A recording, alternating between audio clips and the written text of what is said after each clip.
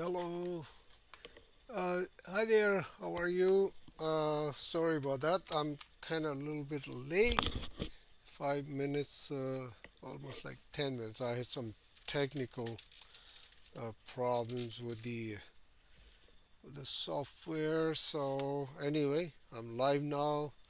So I put down in the description, as you can see, some of those description for the today's class and let me just review those description. Actually, I'm going to talk about today is the guiding lines.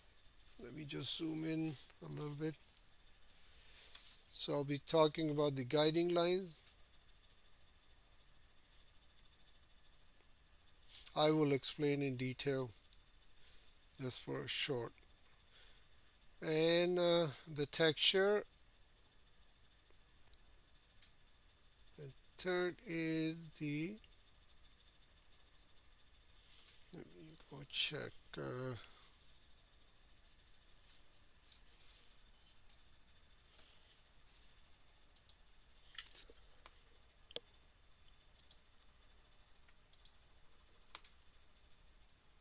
So the perspective, actually, that is the very important subject in drawing and sketching. And then I will talk about something what we discussed already in the previous classes. All right, let's get started. So in the previous class, as you remember, I talk about the shape, how the shape become a art form, and I explain the how the highlight works on the different objects, how the shade works, how to talk about the tonal values, the the chart for how dark and how light uh, the tone would be. So these are the things I discussed in previous class, and then I did uh, basically a drawing, a very refined drawing here, and I did a sketch here with the shadow. I built some texture on these pears and one apple. I talk about the proportions also, like how big the apple should be if they're sitting side by side, and how to render, how to sketch or draw, uh, the texture on different objects. So apple has a different texture, the pear has a different texture, and the apple has more shiny type of surface, and the pear has more kind of a like a matte surface. So it doesn't have a lot of reflection, as you can see, as compared with the apple. So apple is more shiny and it reflects more light. When the light is coming, it bounces back and it shows is how shiny the surface is. And the pear has a more kind of a the dull or matte type of surface, so it doesn't reflect too much of a light. So just remember, if you are projecting a light on a shiny surface, it will reflect and it will create some kind of a highlight. Depends on the shape of the subject also. So and some I spoke about the how to compose certain things in the last class. So, all right, let's get started. And I will let me flip the page. We'll go to the. I'm going to talk about the how to what is guiding lines. So guiding lines is something. If you let's say if I have a straight like that, I draw something and it feel like just a flat type of shape. There's no shape or whatever. Like it's just a flat. But soon as you start putting kind of a half semicircle rings on it, I would put it all the way down. Let's put it a elliptical type of shape here, and then I would put line or semicircle type of marking here. So now you can see it shows like it kind of a pipe, like it's not a flat shape anymore, but it become a cylinder or pipe. Or now moreover, what I can do, I can make it look more like a pipe. So I would just go put some shadow, and if the light is coming towards from here, so it will create some kind of a reflection, which is like that. The bottom will be a little bit darker, so less light is getting in there, and I would just put a little bit dark here also. So because there's less light is going into the pipe inside of it, now as you can see, it exactly look like a pipe. Like if I go and get the eraser and erase the lines, right? Like if I erase these lines,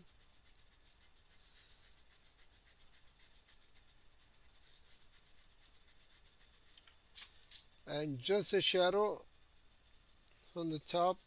I think the focus is kind of a little bit problem. So here, this is what it is basically. If I introduce the guided line, I don't need to explain too much. I would just go introduce, and it shows like it's like a pipe. That's what the guiding lines are. And now let me explain more. Actually, I will explain more so you understand what I'm talking about.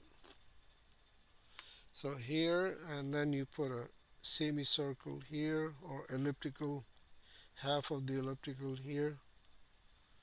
So this is what we are talking about.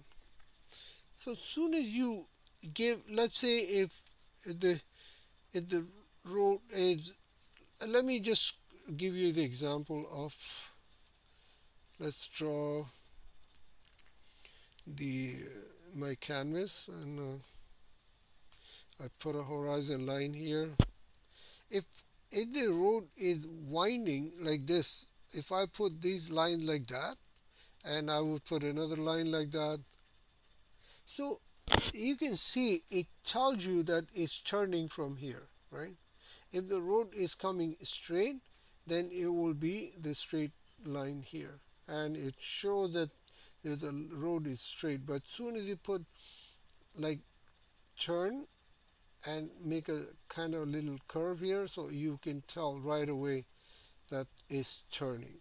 So this is what it is. What you try to explain without going in too much of a detail. So here, let me give you another example of a ball. Like I put a circle. Again, this is the shape. Please draw circle, circle, circle if you can. Like more circle you draw, your muscle, you're building a muscle memory. Your uh, pencil, habits are gonna get better, and you will enjoy, like, if you do circle, just circles, or maybe put a little bit like cones or cylinder like that. Anyway, that's not a subject right now. So let's put a one line here in the middle, and now I'm gonna make this line wider and wider, so you will see what it's gonna look like in few seconds. Here,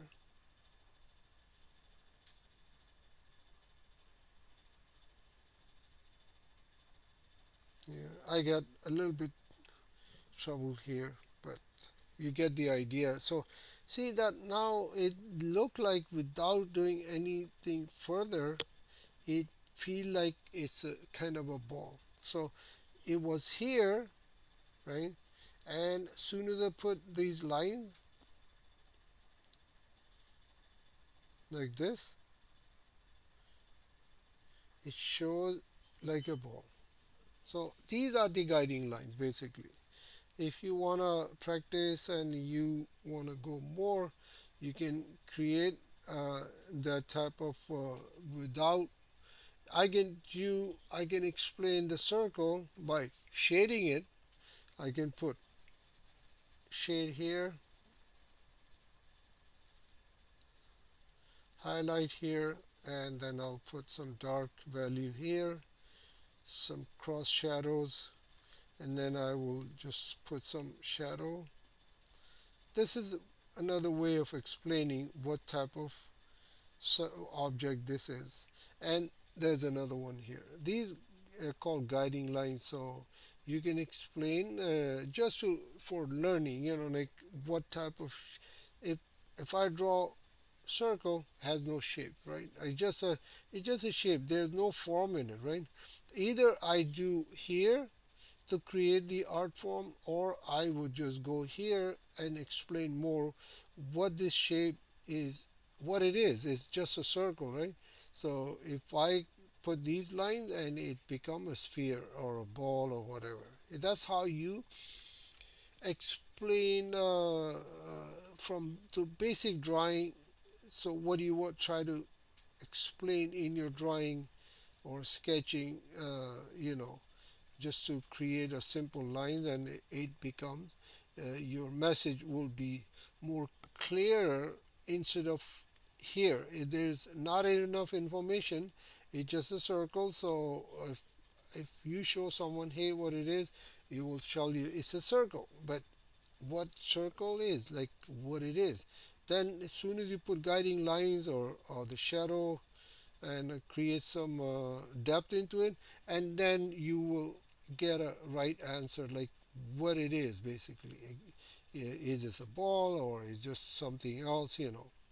So anyway, we can change it, like just remember these are the guiding lines. That's how you tell what the shape of certain things, and instead of going in a detailed drawing or sketching.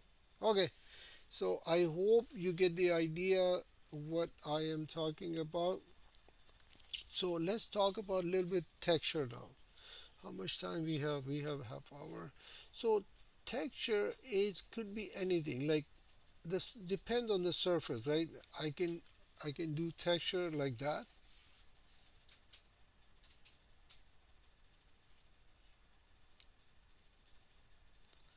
a little bit lines here and there.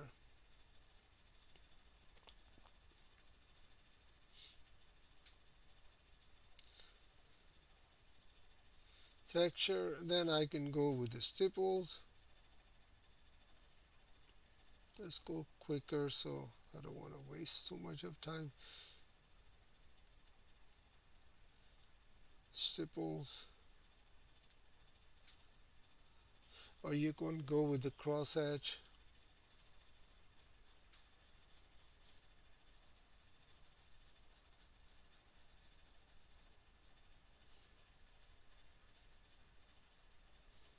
Let me grab another pencil.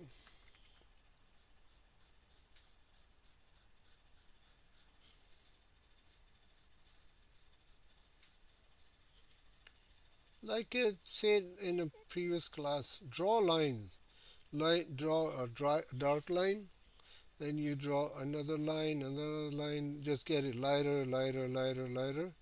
That will explain the value chart also, and then you be get used to it how to draw a straight line, and then I would just go straight, reverse the process, go slow, slow, slow, and lighter, lighter, lighter, lighter, lighter, and just disappear. So this will actually it's very important to it make your hand very comfortable if you're doing the the other drawings, when you go and do a finished drawing or sketching. So every time you have time, whenever you have pencil and paper, just do this small type of value chart with the lines, or you just go with the dark value, make it lighter, lighter, lighter, lighter, and then you go dark, you go lighter, lighter, lighter. So these are the very basic concept in drawing and sketching. If you practice this, most of your problem will be solved in a later time, when you go and do serious type of drawings and sketching. So if you know what is this here, and the texture, the guiding line, the perspective, and all this information, if you already have and you practice it, because when you do the experiment, it make your concept more clearer instead of reading or listening to me. So I would encourage you to go and do it by yourself once the class finish. Whenever you have time, you have a small time, 5-10 minutes, just sit down and get a pencil and paper and just go with the side of the pencil, make some texture on the paper, go lighter, slider, put it here. Let's go with the side of the pencil. Just make it a straight mark. Anything. You don't need to draw something that just go with different shapes and texture with it. And then once you have that, then you can go put some lines here. Make it look like a pipe or something. Put some lines here. Then you put lines here. The pencil is broken, so I have to change the pencil. Let's get another one.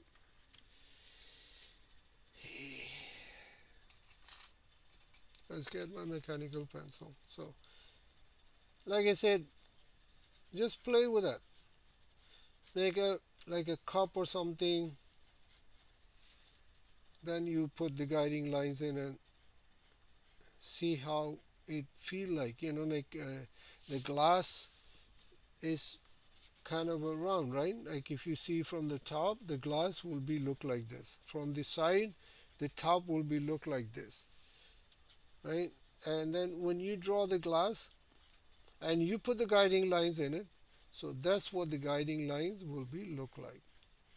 And it tells you the shape of the glass right away, what the glass. If I put a say the elliptical shape on the top, and then I put, but if I put a straight line, look what happened. It feel like it's a straight, something very straight. It's not a curve, right? So if let's go here. If I put a glass from the side,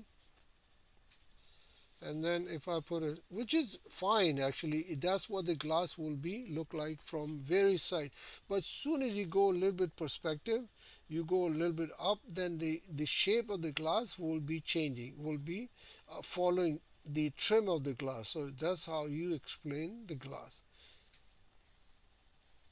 at the cup or whatever you call it. So soon as your viewing angle change, the guiding lines will start changing what it looks like. From the very side, if your view from very side, so this would be the glass guiding lines will look like. But if you go a little bit up on the glass and you will start looking at, so the top trim will be that, the glass shape will be like that. And then you put some guiding lines. And if you don't want to put guiding lines, you just go put some shadows like this. And just keep the guiding lines open, and I want to keep it a little bit the trim white.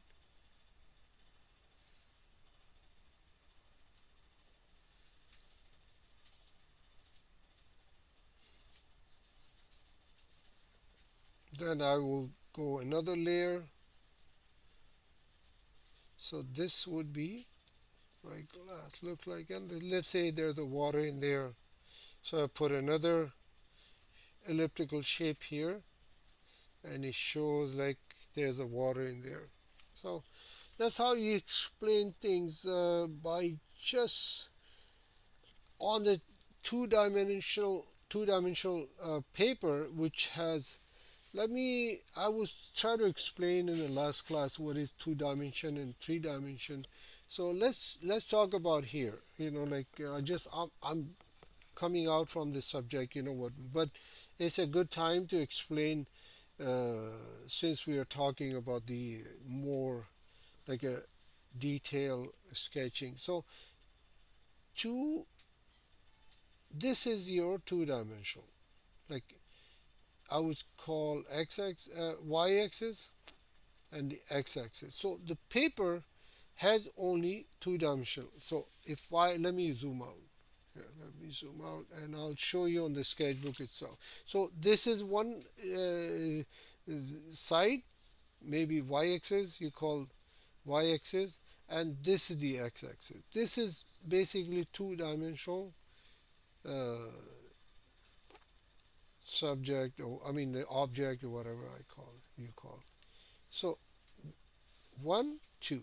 But soon as you grab something which has three sides and six sides, let's say a box. If I put a box here,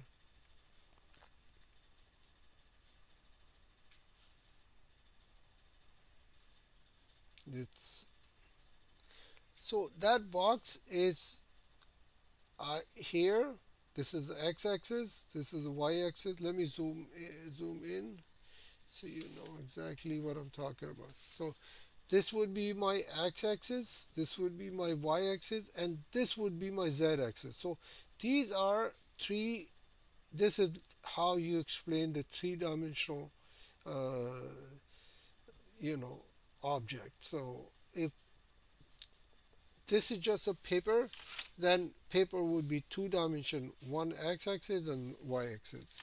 But since the box is a three-dimensional, but what we're doing here, let's talk about the glass. We are basically creating a 3D something. Let's say if I create a box here, actually the box example is very good. So look at this. I create a 3D form or this object or whatever on the 2D paper. So this is basically you creating, you tricking your brain. It's an illusion. It's like a magic. So you basically performing a magic by just tricking your brain that this is like a box or something sitting on the surface of three-dimensional object sitting on a two-dimensional paper. This is your. If you do more, I would suggest you to go and draw these boxes and draw something that has depth in it. Like just if you draw alone as a box, then it will give you a lot of your concept will clear that what I am talking about in a class. So here, like this, do different from different angles, go a little bit more like a rectangle. Go here, the sides, put the sides here, and always erect the other sides also, so you will know what it looks like. It's like a fish tank, like just get an example of the fish tank. If I want to make a fish tank from the side, what I'm gonna do, this is what you want gonna do. You put the trim here now. Once you develop the box or the tank, you put the trim and you put some fishes in there, and you just create a little bit texture so it feel like it's a glass.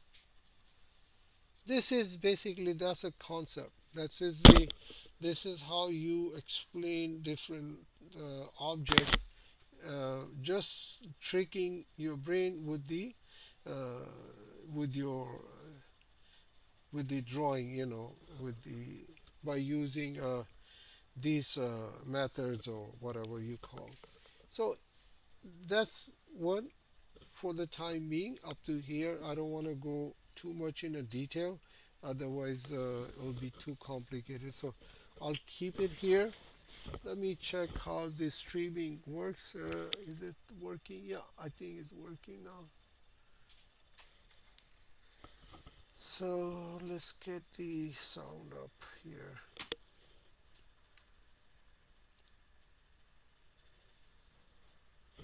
Okay, so let's talk about the little bit about the perspective since we don't have enough time. We only have 20 minutes, so let's talk about the perspective. Perspective is kind of a little bit challenging subject, but if someone like to work in the, let's say, landscape or any other type of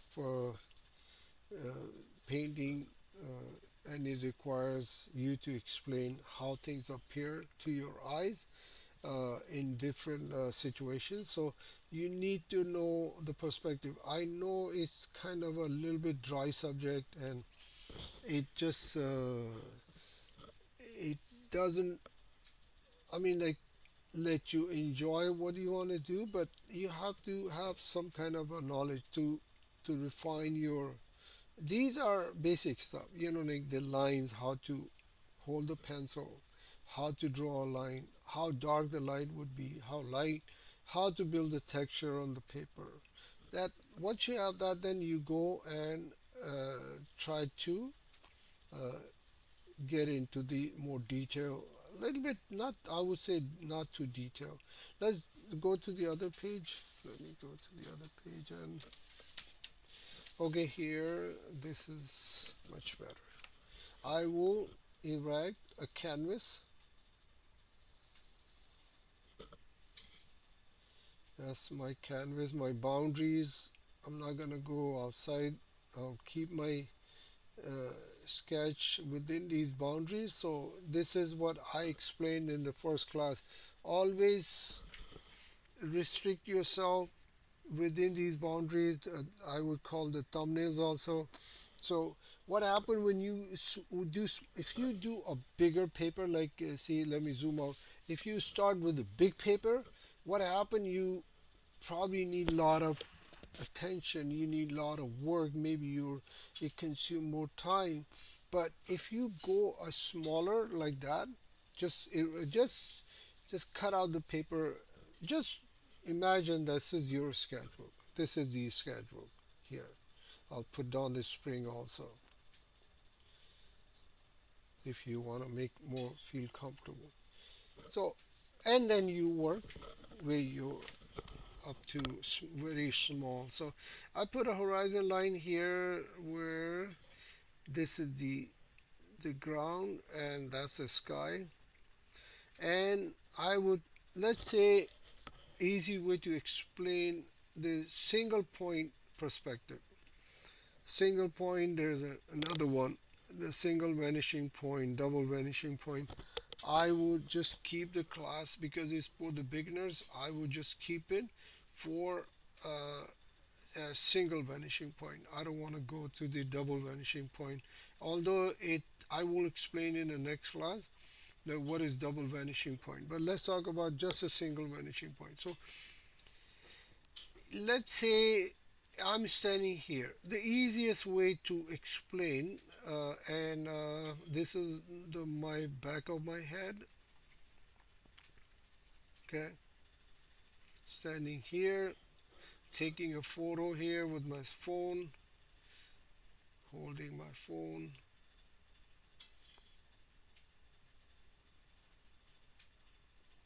right?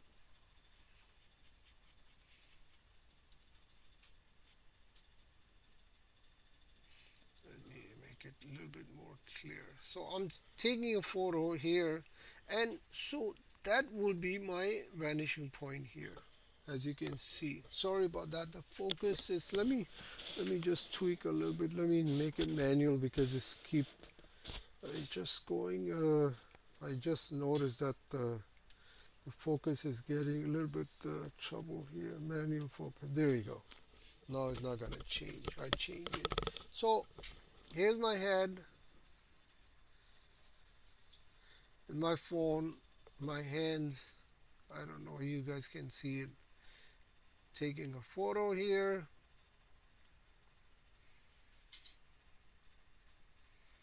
and once so that would be my vanishing point here. Where are you standing? Basically, this is where you're standing. So I would just make it a cross hatch here, a cross here. So this would be your vanishing point. And now everything from this point, if you go, whatever is converging to this point and coming out, this would be look like that. I'm just using a very layman terms. I don't want to go use the fancy words, so otherwise you guys get confused. So just now this line I would extend from here to here. This line would go from here to here. This line would go from here to here. This line would go from here to here. This line will be hidden behind me. So this is basically what is perspective is. Everything, let's say if somebody's here walking,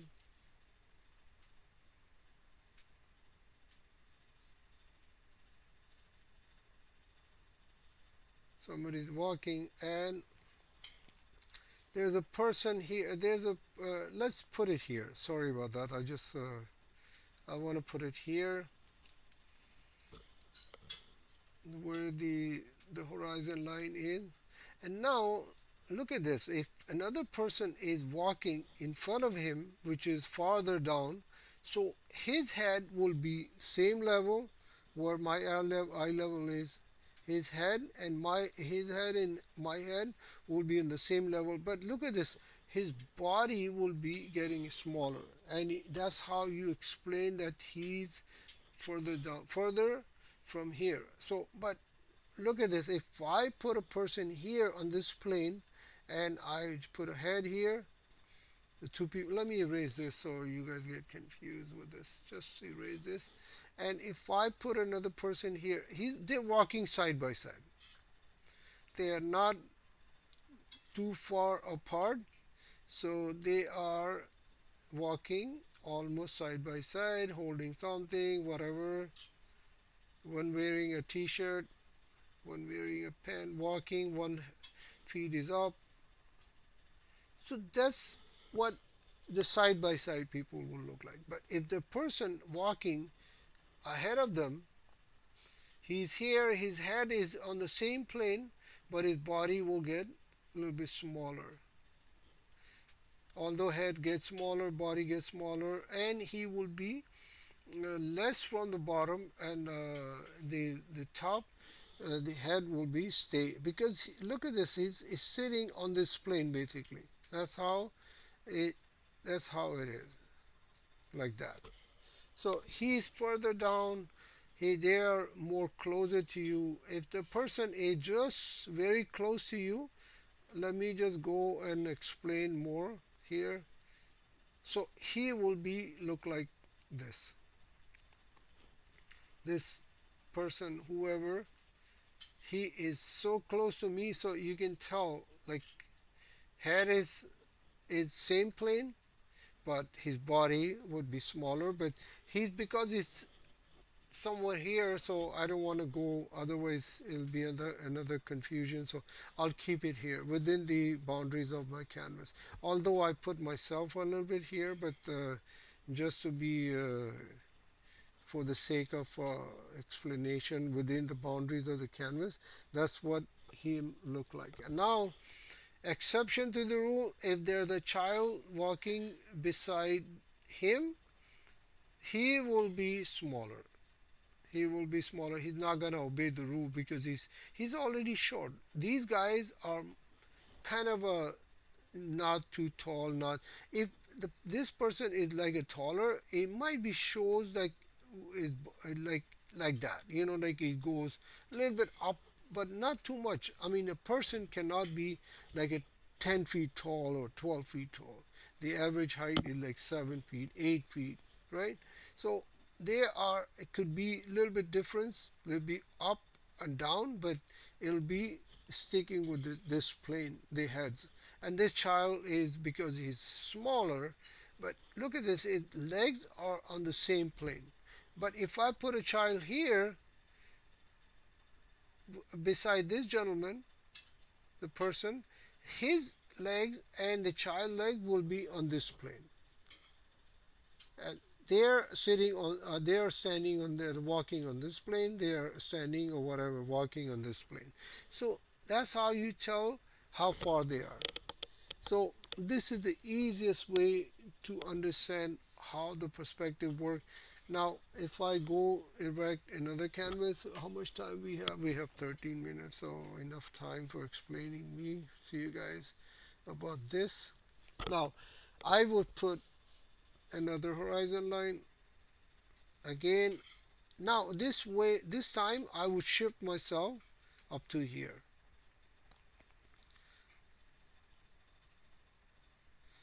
I am right here. Sorry, I made my ears kind of a little bit coming out. Anyway, so I am holding my phone, taking a picture, and my thumb, my hand.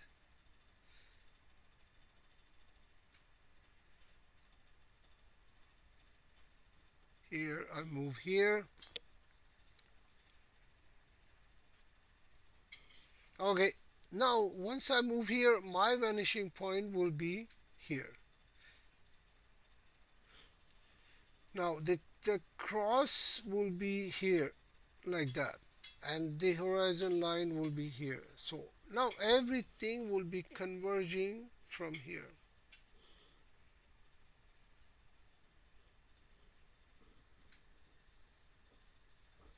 This what the drama is going to look like.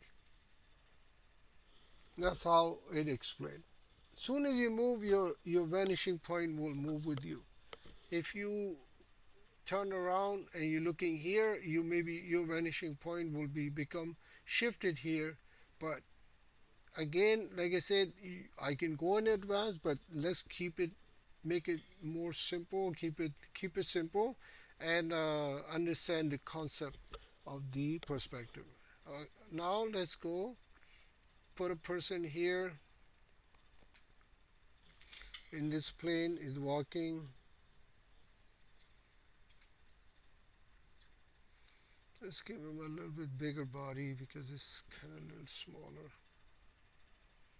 Okay, the child is standing, walking hands in hand, taking his child to the school. School is here somewhere.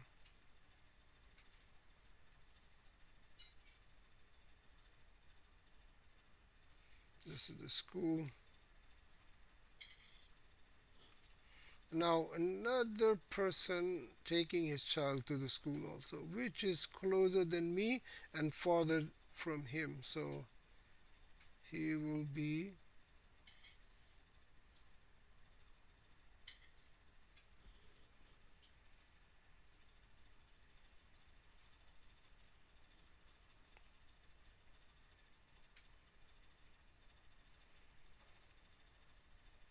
I will put his child here. This plane, he's walking on this plane, smaller body, and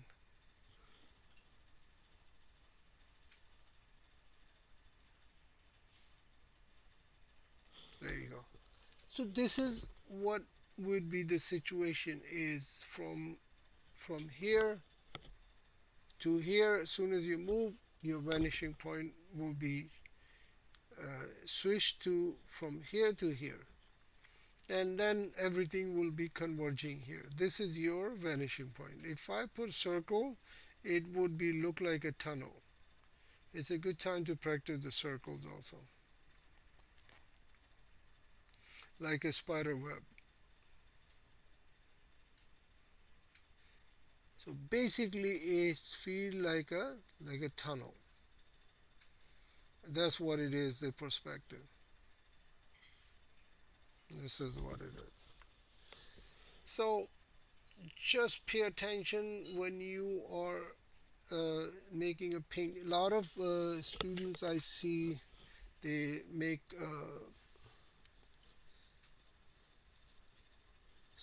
sketches. The trees are here. If I put a one tree here, and they put water body like that, like, and the boat is here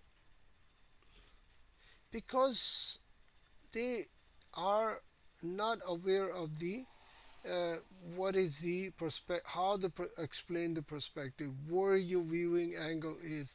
So as you can see, the water body will be like that. So it feel like water is gonna fall from it because it kind of out of perspective, or and the boat is here, another boat is here, which is fine. I don't, it's okay. But somehow, and the figure is so big, the proportion, that it's not even matching with the boat, although they are on the same plane, right?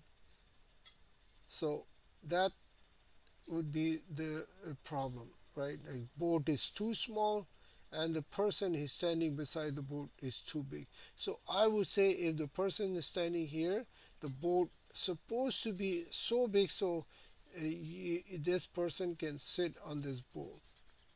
That's how you explain things.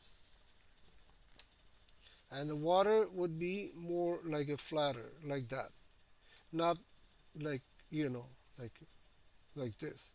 Just a small edge of the water, like in the like this. Let me draw a quick painting sketch, so you know what I'm talking about. Let's do a little bit bigger sketch. So horizon line, the water body, right? Vanishing point is here. Everything is converging from here. I'm standing here. I put a boat here.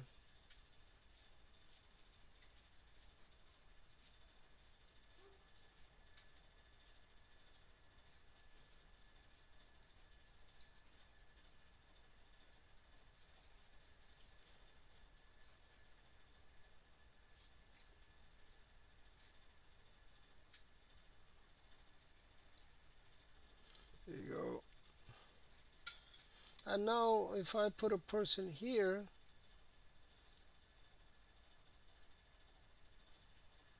he's going to work on the board. But the plane on the board is here, right? If I put him here on this plane, a little bit further here, that would be his body would be. Like, I would make it a little bit more smaller. I just made him a little bit bigger, so make him a little bit smaller. Something like that.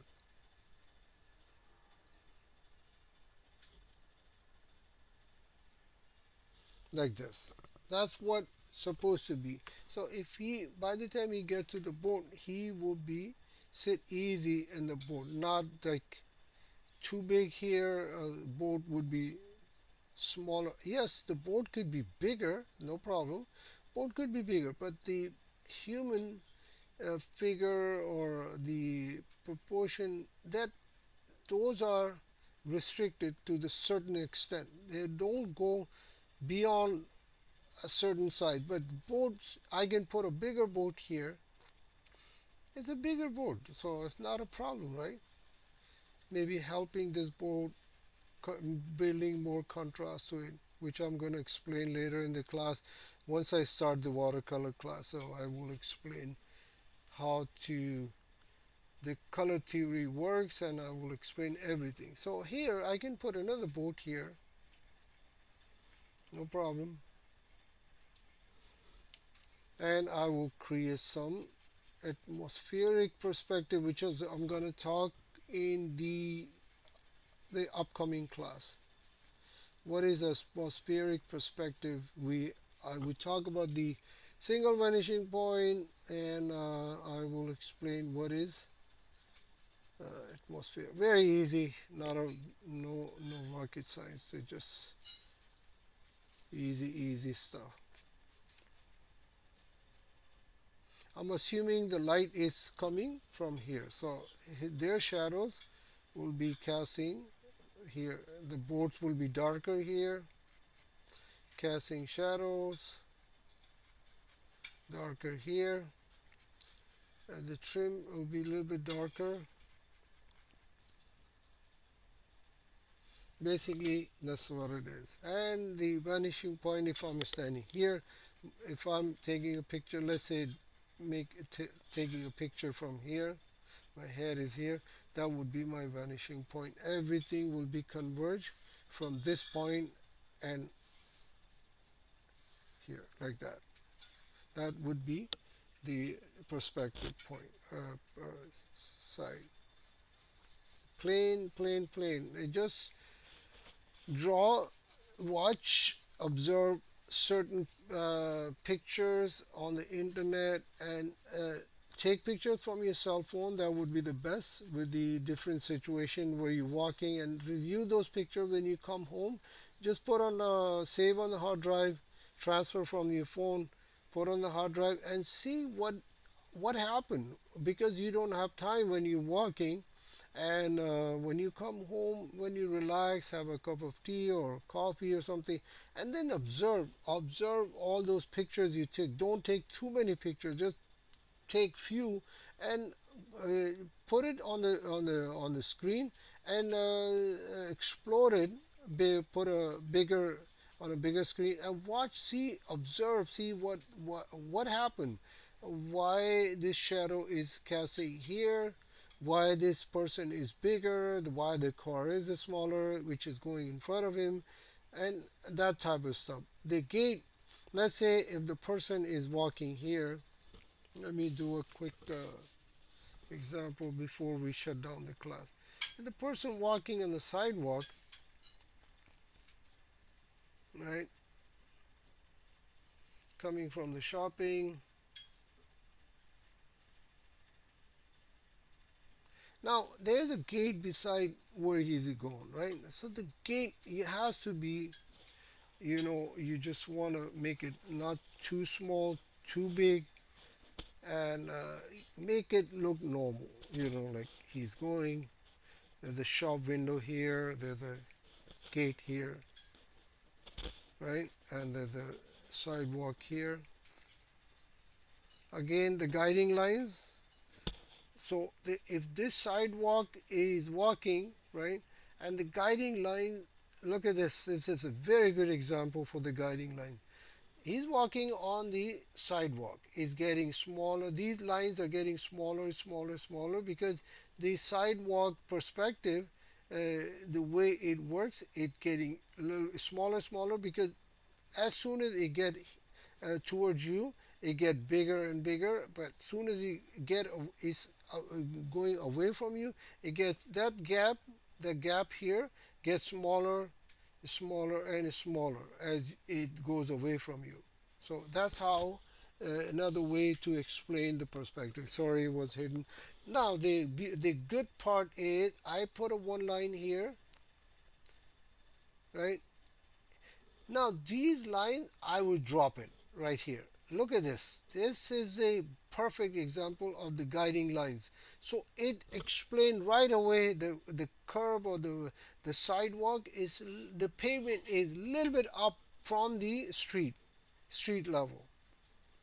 It explained right away, like it just, you don't need to do anything. I put a line, and then you see I just join these lines, not this way. If I go this way, then it will be, a whole ground will be flat. It will be, it seems like he's walking on the street or something, but I just take it off these lines and leave this line. You look at this, it's become, without doing any effort or anything, it becomes a sidewalk which is a little bit raised pavement as compared with the street.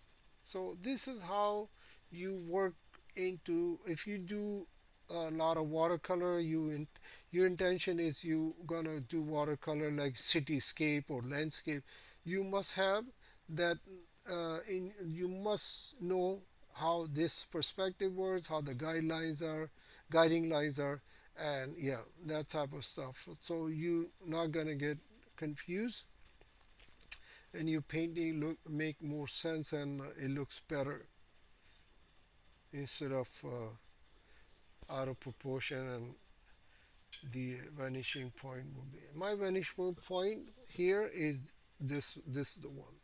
I keep that vanishing point here. So everything is converging here. We're going towards here like that.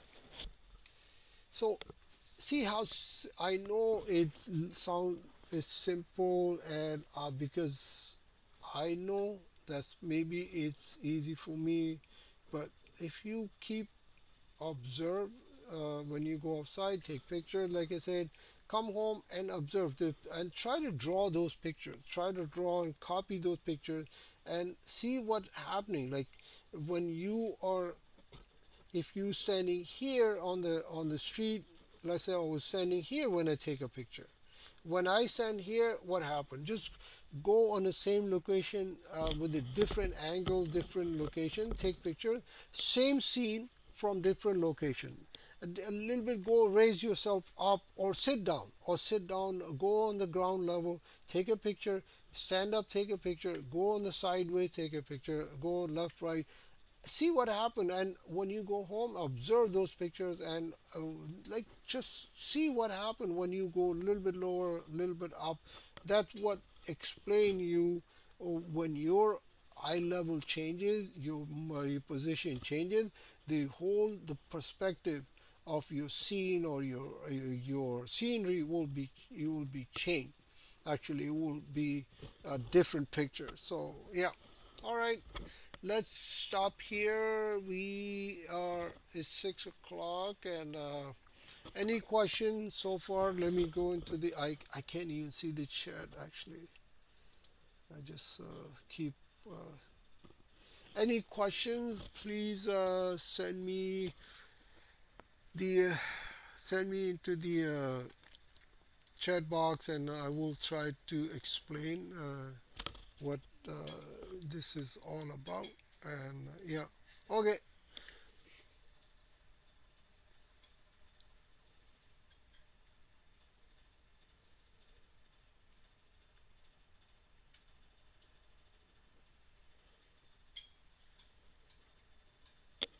Okay, I'm gonna end this stream. Actually, there was some problem. Sorry about that. Let me end the stream, and thank you so much, and see you next week. Take care.